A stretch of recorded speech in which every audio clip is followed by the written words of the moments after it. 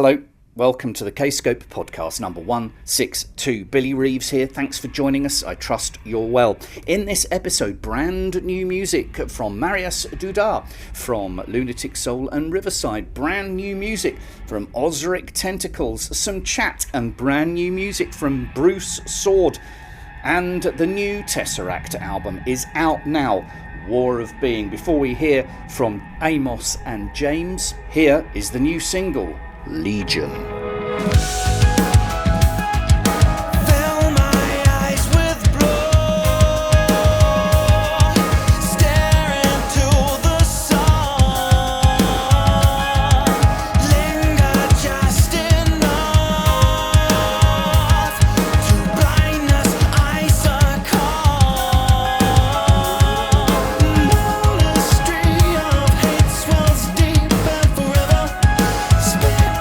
Rise and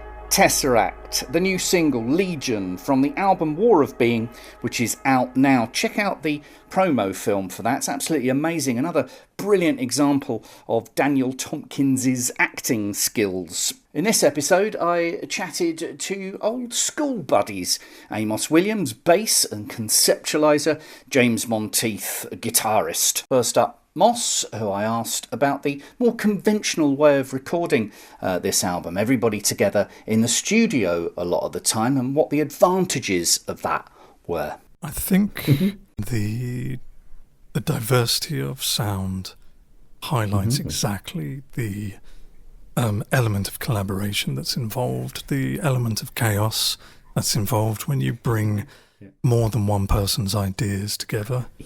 And also the element of hiding away in the countryside in the middle of nowhere for 6 weeks and coming out the other side with lots of things you knew you were going to do, and then lots of things you wouldn't have done if you weren't in that scenario. Yeah, amazing. Did you have were you watching the clock? You say 6 weeks there, and that, of course, that's one of the traditions of holding up in a studio. Perhaps that's something that TesseracT didn't have before. You know, there was no time constraints beyond a manager or a record company going, can we have the masters please? Did you feel as though that aided the creative process, the fact that you had to finish at some point? No, we are not necessarily. I mean, it's always a good idea to do to release a record how Rick Rubin suggests you release a record, which is to just release the record regardless of what you think of it. Just do it, get it out there. So to have that process in mind is great, because yes, you're doing something for a purpose. You must always remember that. But TesseracT is never that good at working with people coming to us and saying, oh, you've got to do this by this time. It's not obstinance, it's not anything like that. It's not a negative thing. It's just, I think there's a level of anxiety that exists within maybe our whole generation, that doesn't quite work well when people are being prodded.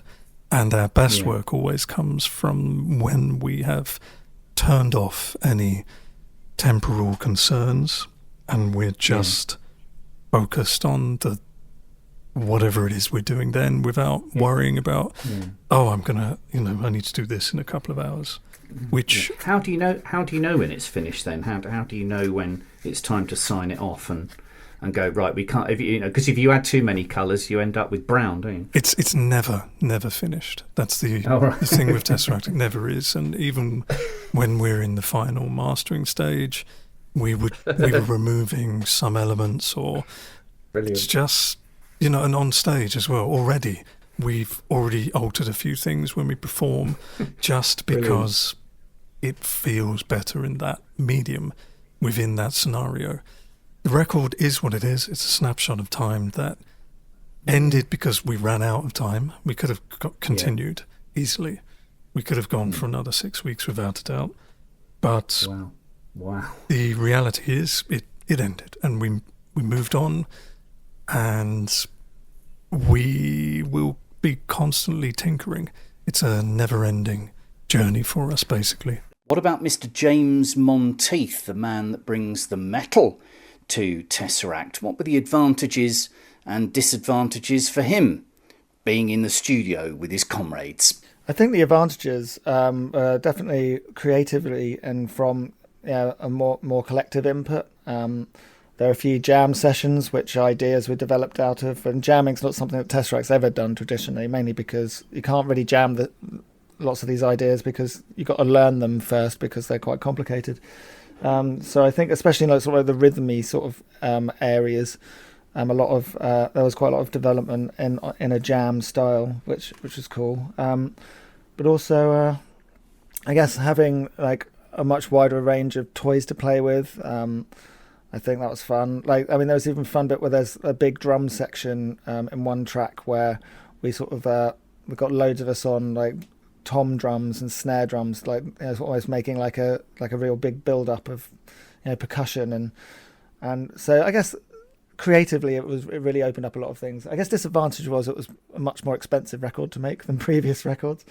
But also when it went into the mixing stages, Ackle in particular also, he mixed it in his home studio, so he also was able to still do any tweaks and changes as he would have done the traditional way anyway. So yeah, as you'd made decisions with a producer at the helm in the studio in that conventional way, though, did that mean less editing for Ackle to have to plough through?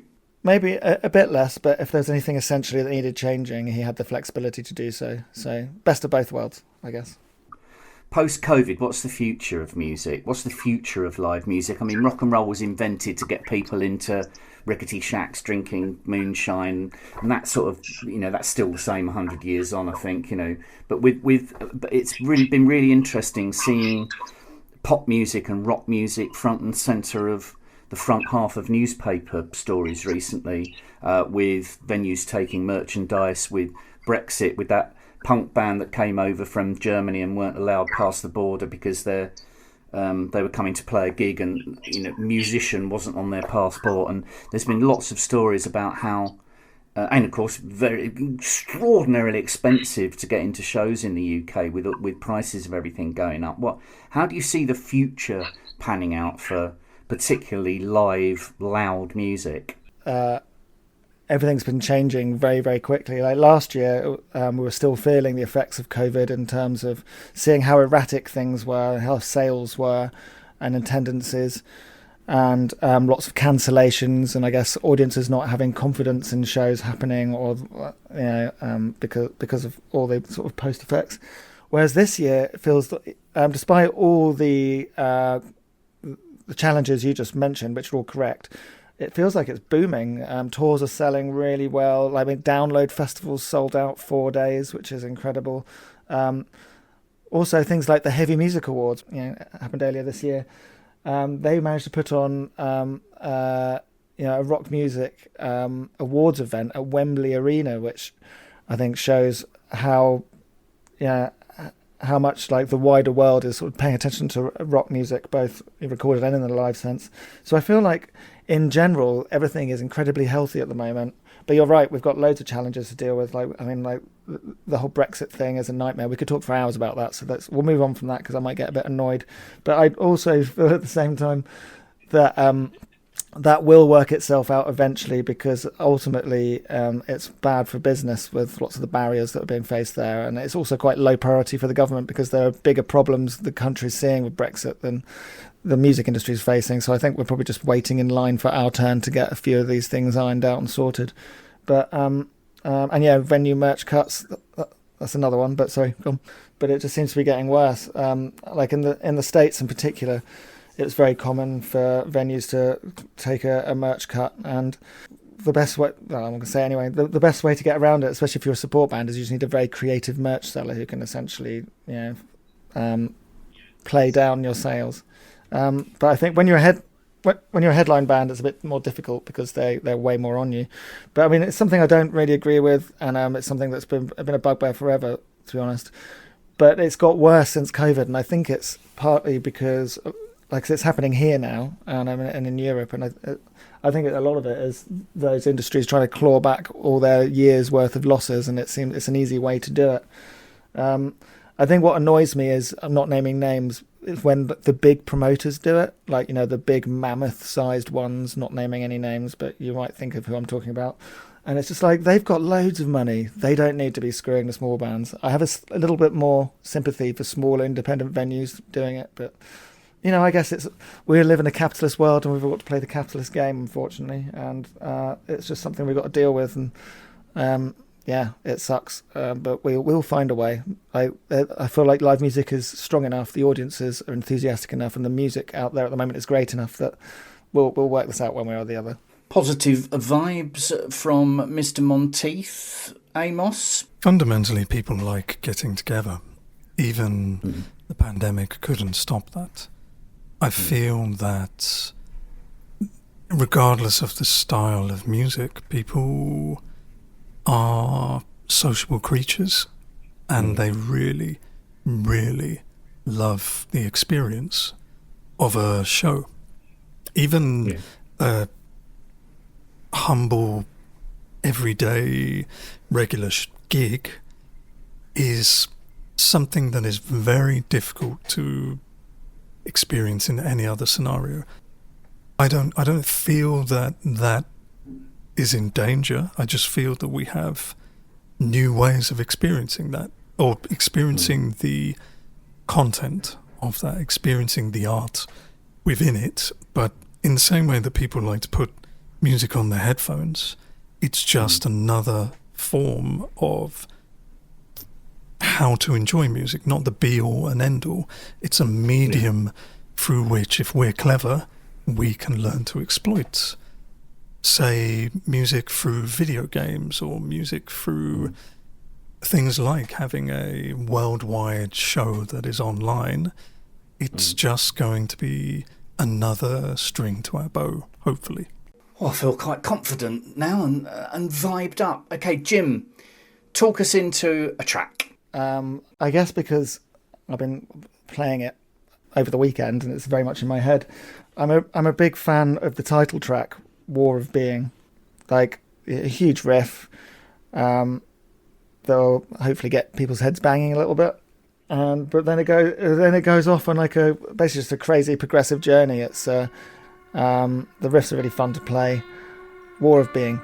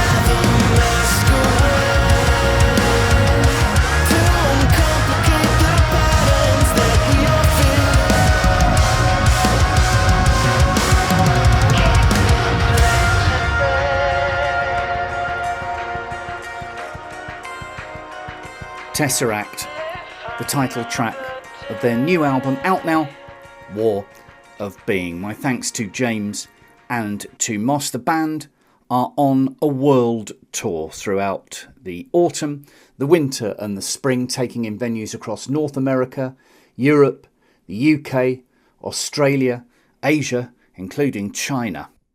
Now, also dragged out of the womb-like comfort of self-recording, Bruce Soord has a new solo album out, the Yeovil polymath leader of the Pineapple Thief. It's entitled Luminescence. He was taken to RAK Studios in central London, one of those great old-fashioned studios that gave us so many glam rock hits, for some proper strings and a proper string arrangement.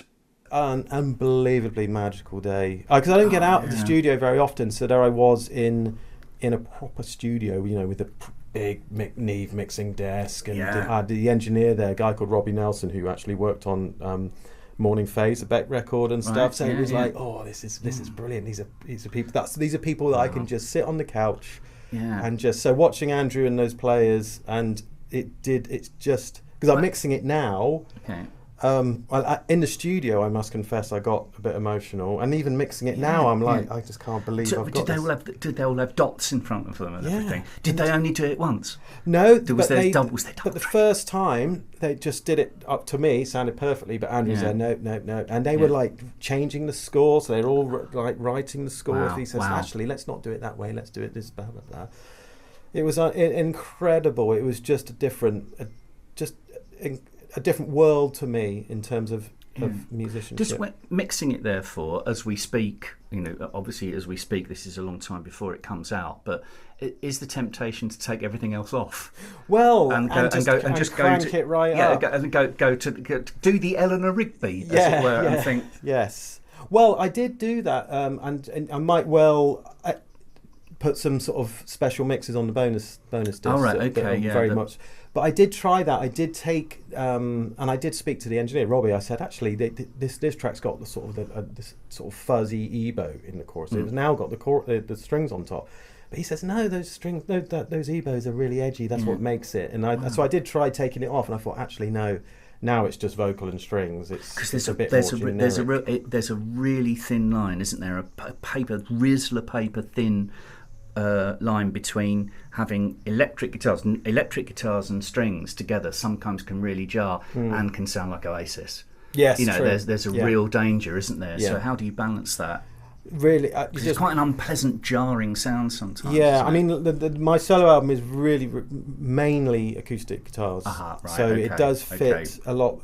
It's a bit easier, but to be honest, you just make it up as you go along. You really do. And I said this to Robbie in the studio. I said, "You got any tips on mixing strings?" I just basically make it up as I go along. He says, he laughed and says, "That's what we're all doing. We're all making it up as we go along." So I'm just using my my Spidey Sense, really, and I basically I'll mix it off, live with it in the kitchen, put it in the car, and then eventually you'll get it. It really is a basically just a case of getting the level.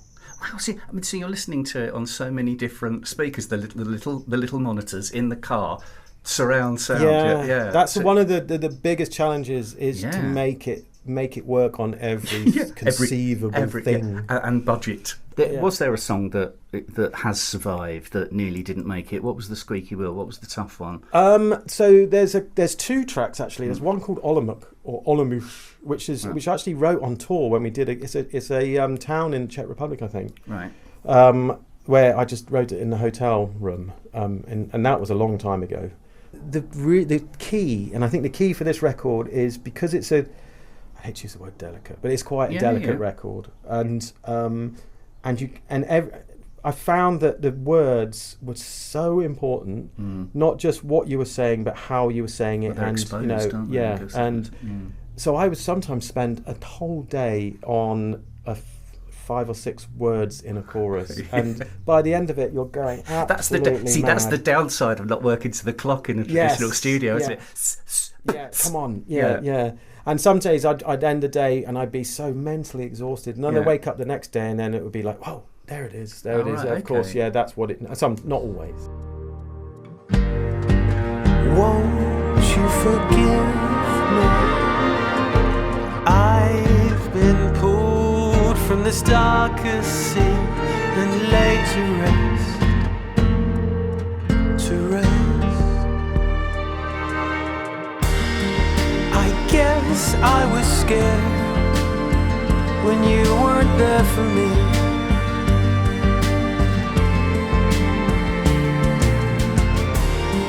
How could I prepare without you next to me? This time slipped through our hands, our hands, our hands. Yeah, I guess I was scared.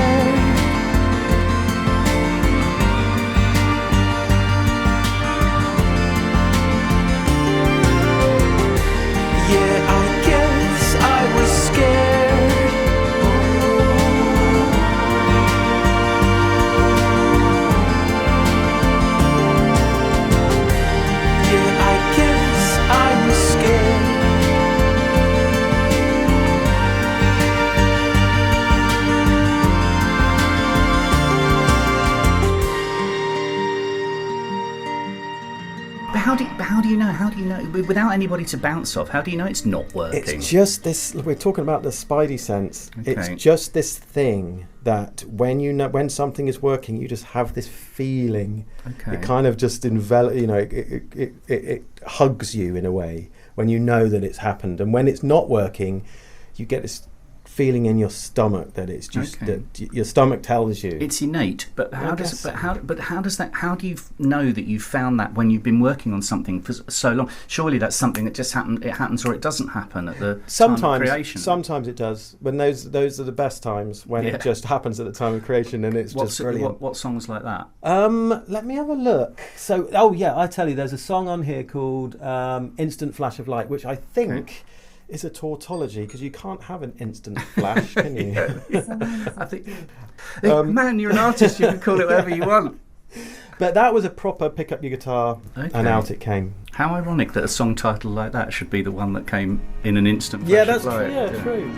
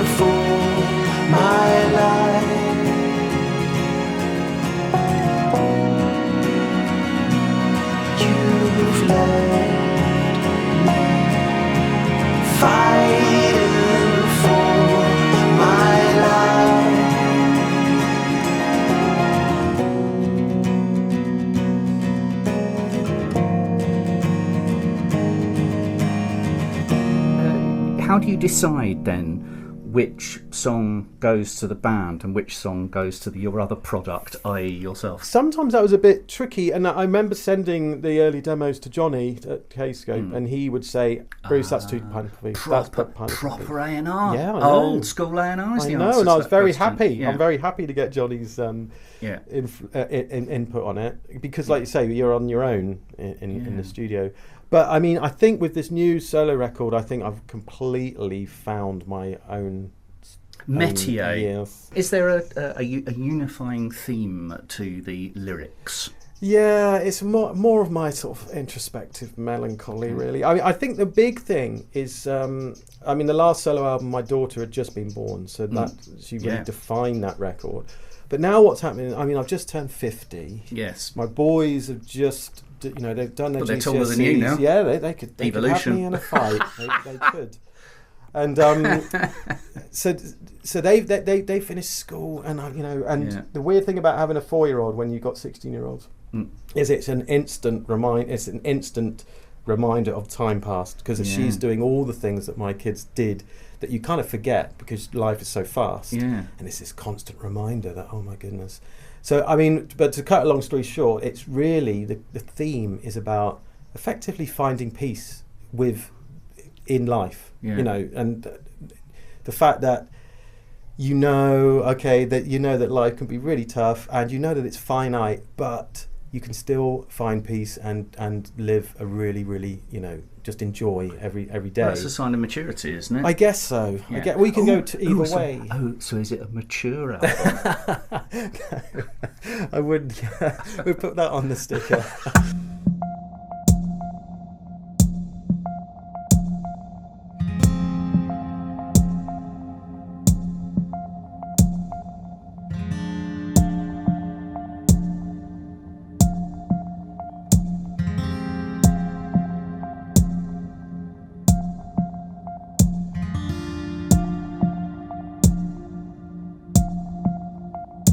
Finally, I've made some sense of it all. How could I not have known this all before? I'm coming home. Is it too late for me? It plays so differently with one eye on the soul.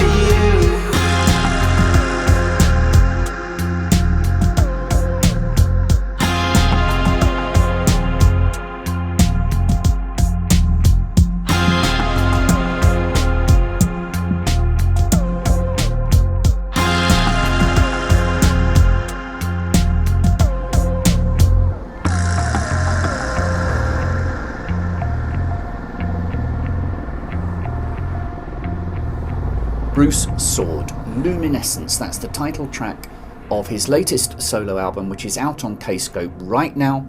Before that, you heard a snippet of Instant Flash of Light. Before that, a snippet of Olomouc.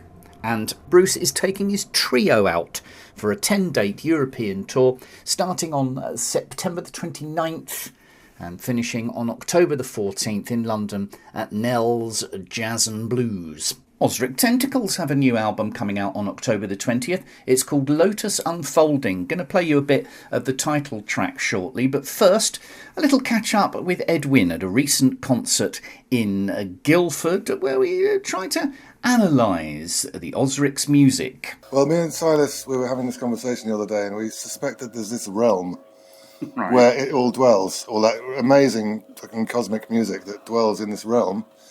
And if you get the right bit of music, you can open a little doorway and have one view, taste a little bit of the essence of this realm where music simply is. That's very obscure, isn't it? But we did have this conversation the other day, and I can't remember what the question was, but you did ask something.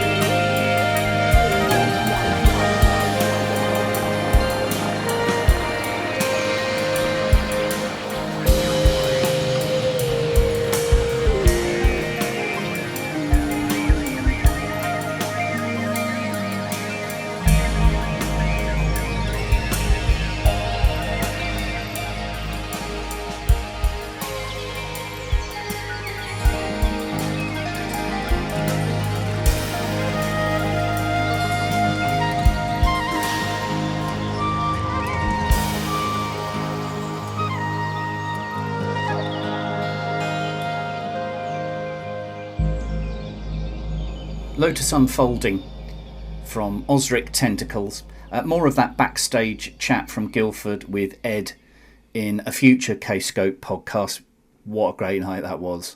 And Ozrics are on tour with Gong through November and December, including the Kentish Town Forum in London on November the 18th with the Crazy World of Arthur Brown on the bill as well, people. And then in the spring, Gong and Ozrics, another double dip psychedelic experience through March. Gong have a new single out as well, which we heard in the previous Kscope podcast, Tiny Galaxies. And we're going to be hearing more from Ed WYNNE and from Kavus Turabi of Gong in the very near future on this very podcast. And we'll be speaking to Mariusz Duda from Riverside and Lunatic Soul about his new solo album shortly. Details have dropped. It's called Afraid. And I'll play out with an edit of the single entitled Embracing the Unknown. Do please send us something that you feel fits in with the Kscope aesthetic to listen@kscopemusic.co.uk a stream please rather than an attachment. So listen at kscopemusic.co.uk. If we dig it, we'll play it out. And do please share and like and tell all your chums about the Kscope podcast, the new Mariusz Duda single, Embracing the Unknown. Billy here, speak to you soon. Ta-da!